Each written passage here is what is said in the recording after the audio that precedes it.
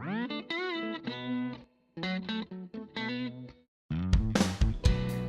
name is Benji Harris with the band Rigby, and I play guitar and write the songs and sing lead for that band.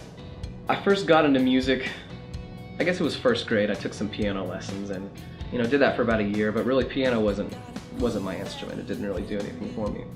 And then when I got into middle school, two of my friends, Brett Saxon and Cameron McBride, we decided to make a band for the 8th grade talent show.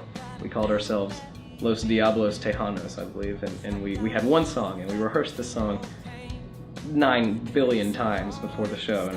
And on the day of the show, of course, we messed it up a little bit because we were all nervous. But I remember when those curtains open and I'm in front of my entire 8th grade class with a guitar playing music in a band. It's such an exciting thing, and from that moment on, I was just hooked. I knew that I wanted to be playing music full time, and so I've been doing it ever since.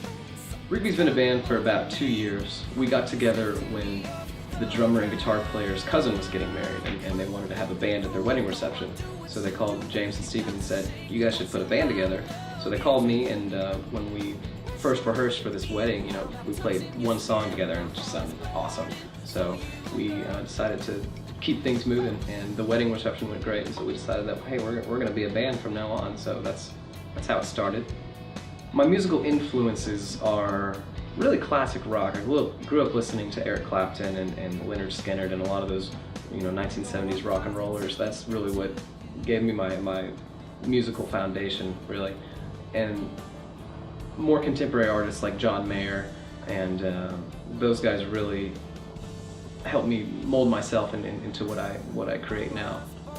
The band Rigby sounds like, imagine Tom Petty and the Heartbreakers in the 21st century. If those guys were starting out now, that's kind of what we're going for. Real drivey, classic rock guitar sound, but then with layered pop vocals on top with strong harmonies. So think classic instrumentation with pop melodies on top. That's kind of what we're going for with this band. What I'm working on right now is writing as many good songs as I possibly can. Being a songwriter, that really is your ammunition in this industry. You want to have as many pitchable, catchy, hooky songs with great stories to them. If you can write as many of those as you can, then that's really what's going to fuel your success in music. So I'm working on getting everything that I can together before I go out to Nashville and try to get into the professional songwriting scene. Fingers crossed, hopefully.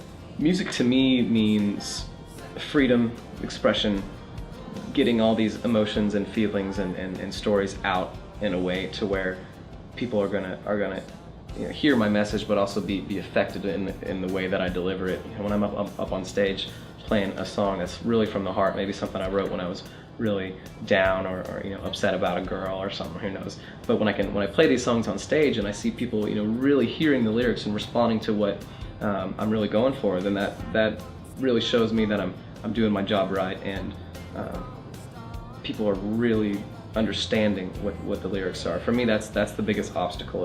If you can get people to understand what you're trying to say and get meaning out of the song, then you've done your job right.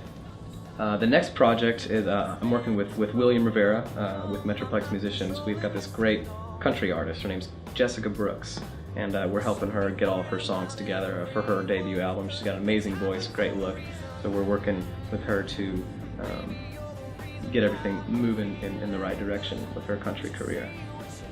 My goals for the next year is I really want to get a publishing deal, which is a pro songwriting deal. I'm moving out to Nashville after Christmas, and I want to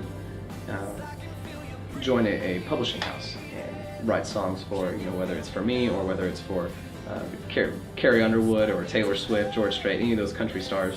I really want to get into the professional songwriting scene, and what drives me is I know how possible it is. I have so many of my friends who are 5-10 years older than me. They're playing music for a living, and they're making music for a living, and they're making a pretty good living doing it, and they're not stuck behind a desk 8 hours a day. For me, that just sounds terrible. I've done the real job thing before, and it didn't really make me happy at all.